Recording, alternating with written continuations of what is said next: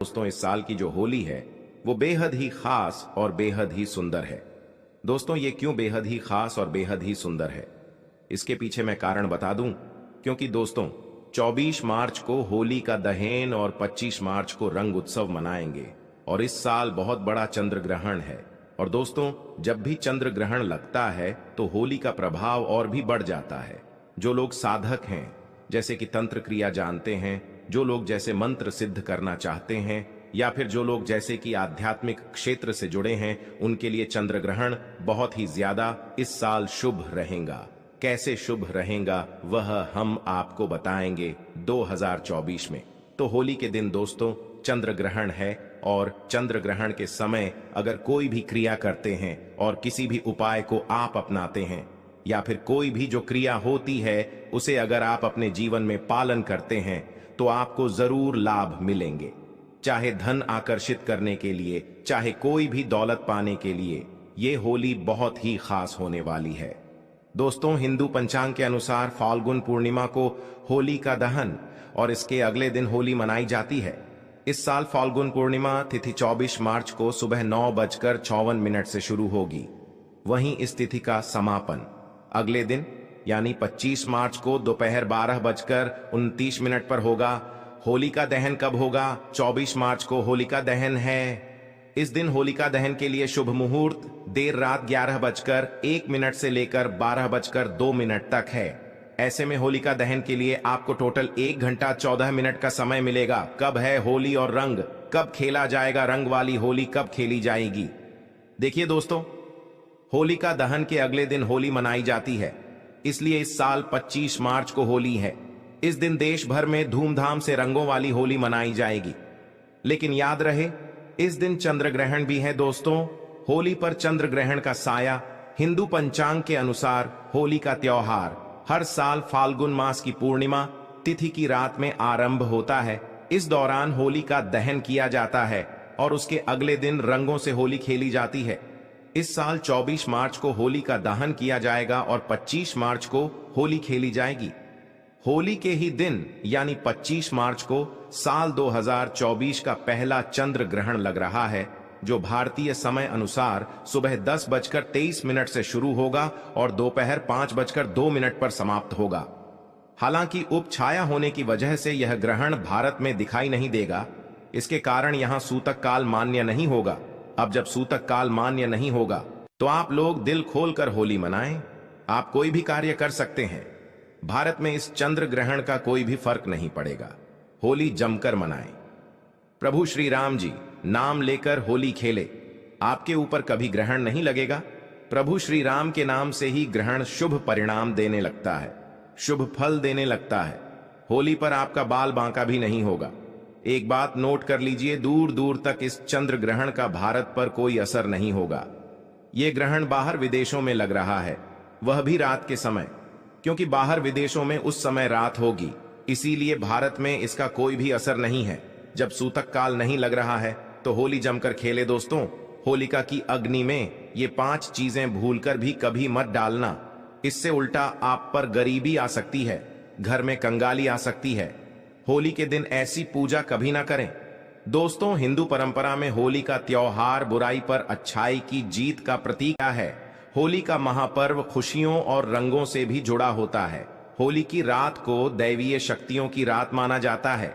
इस दिन आसुरी शक्तियों का नाश होता है और दैवीय शक्तियों का उद्गम होता है।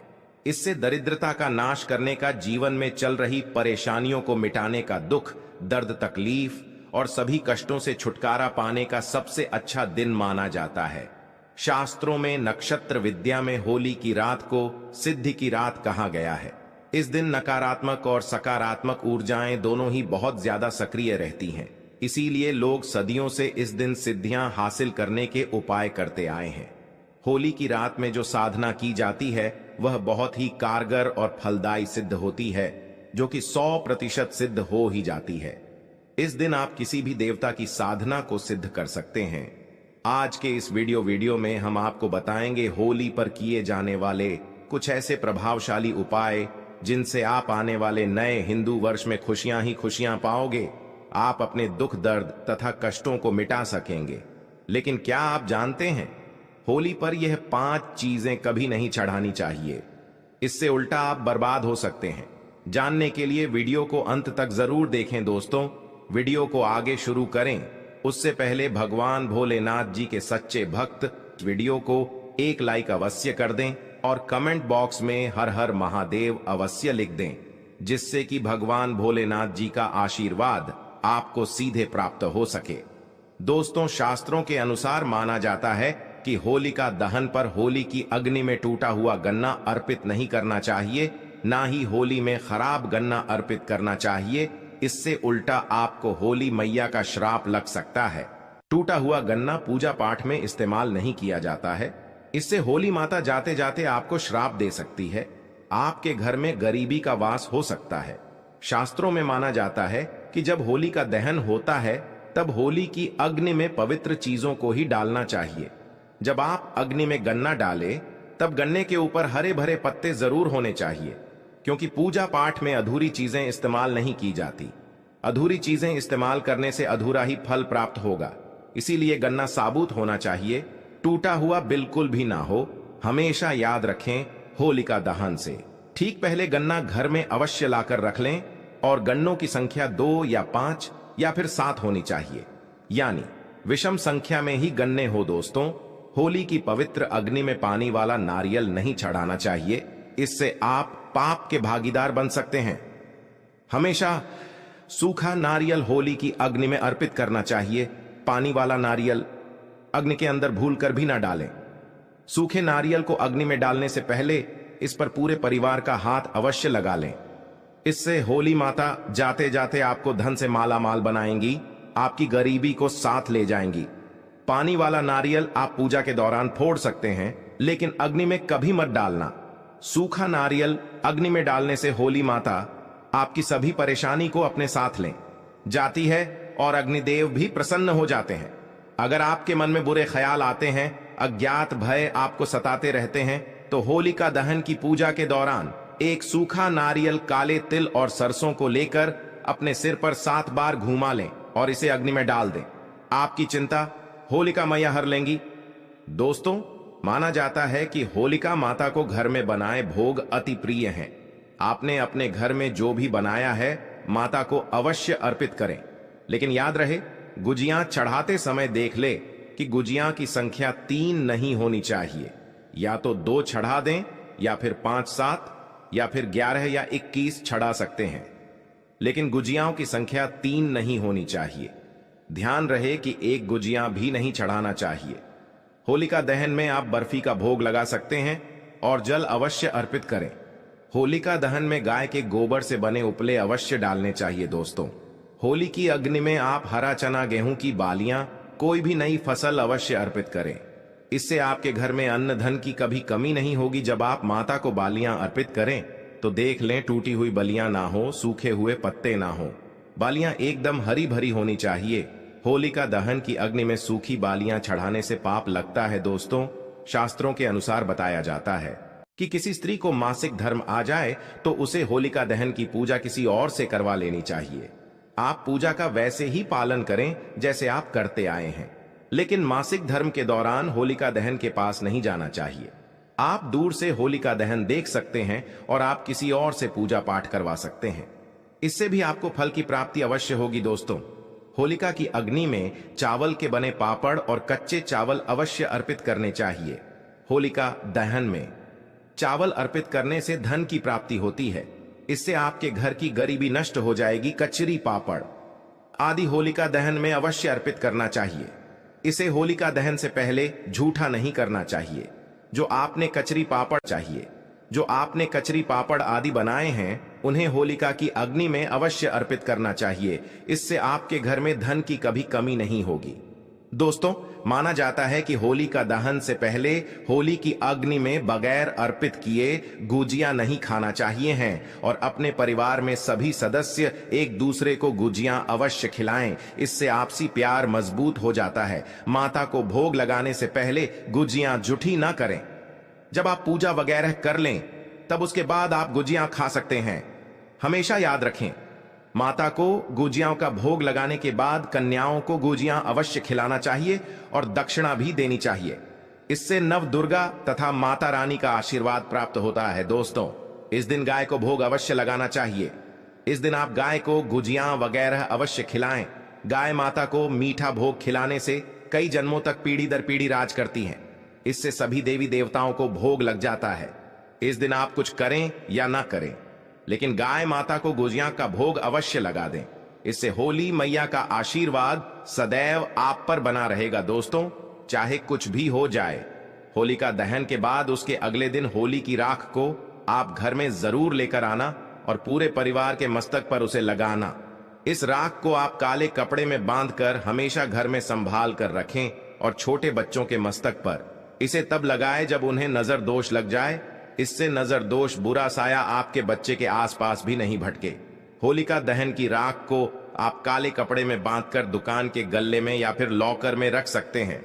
इससे धन में बढ़ोतरी होती है। इससे आपके धन को किसी की बुरी नजर नहीं लगती। होली की राख से आप काफी कुछ कर सकते हैं, जिससे आपके घर में धन दौलत सुख समृद्धि की प्राप्ति तथा नकारात्मक ऊर्जा नष्ट की जा सकती है। दोस्तों, माना जाता है कि होली के दिन कोई भी सफेद चीज कभी किसी से नहीं लेनी चाहिए। इस दिन टोने टोटके प्रभावशाली रूप में कार्य करते हैं। इस दिन सफेद चीजों का इस्तेमाल करके सबसे ज्यादा टोने टोटके किए जाते हैं। इसलिए ऐसी कोई भी चीज स्वीकार करने से आपके ऊपर कोई काला जादू हो सकता है।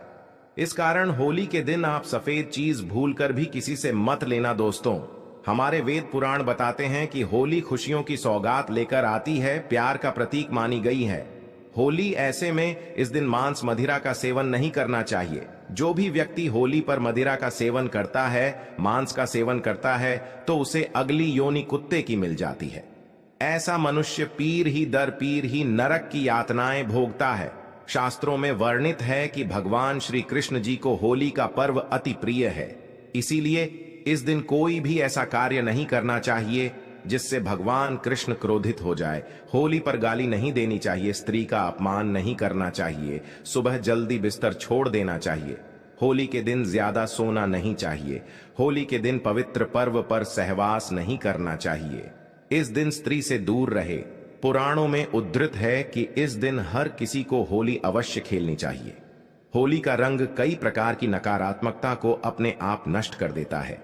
इसीलिए जो मनुष्य सच्चे दिल से होली खेलता है, उसके ऊपर होली मैया का आशीर्वाद सदैव बना रहता है। होली एक पवित्र त्योहार है। इसे अपवित्र करने वाला व्यक्ति सदियों तक कृष्ण भगवान के श्राप का भागी बना रहता है। इसीलिए होली का पर्व सच्चे दिल से तथा सच्ची श्रद्धा के साथ ही मनाना चाहिए। दोस्तों, होली के दिन इन खास चीजों को लाना ना भूले। मात्र ये कुछ खास चीजें होली के दिन लाने से आपके जन्म जन्मांतर की गरीबी मिट जाएगी। दोस्तों, वास्तुशास्त्र में कुछ ऐसी चीजों के बारे में बताया गया है जिसे होली से पहले घर पर लाना बहुत ही शुभ होता है। इसलिए होली से पहले आप अपने घर पर इन चीजों को जरूर लाएं। आप इन चीजों को होली के बीच इन चीजों की खरीदारी कर सकते हैं। इससे माता लक्ष्मी जी की कृपा बनी रहेगी और पूरे साल आपके घर में सुख समृद्धि होगी। चलिए जानते हैं इन खास चीजों के बारे में। दोस्तों, नंबर 1, तोरण। हिंदू धर्म में तोरण या बंधनवार को बहुत ही शुभ माना जाता है। पर्व, त्योहार और शुभ मांगलिक कार्यों के दौरान मुख्य द्वार पर तोरण लगाए जाते हैं। मान्यता है कि इससे नकारात्मक ऊर्जा खत्म होती है और घर पर सकारात्मक ऊर्जा का प्रवेश होता है। घर के मुख्य द्वार पर तोरण लगाने से माता लक्ष्मी जी का आगमन भी घर पर होता है। ऐसे में आप होलाष्टक से लेकर होली तक अपने घर के मुख्य द्वार पर तोरण जरूर लगाएं। दोस्तों, नंबर 2, बांस का पौधा। वास्तु शास्त्र में बैम्बू ट्री या बांस के पौधे को सकारात्मक ऊर्जा का सबसे अच्छा स्रोत माना जाता है। होली से पहले ही आप अपने घर पर बैम्बू ट्री जरूर लाएं। इससे सभी नेगेटिविटी दूर हो जाएगी और आपके घर की सुख समृद्धि में वृद्धि होगी। दोस्तों, नंबर 3, चांदी का सिक्का। होली की खरीदारी करने के दौरान एक चांदी का सिक्का भी जरूर खरीदें। चांदी के सिक्के की पूजा कर इसे लाल या पीले रंग के कपड़े में बांधकर तिजोरी में रखें। ऐसा करने से आपकी आर्थिक परेशानी दूर होती है। दोस्तों, वीडियो को देखने के लिए धन्यवाद।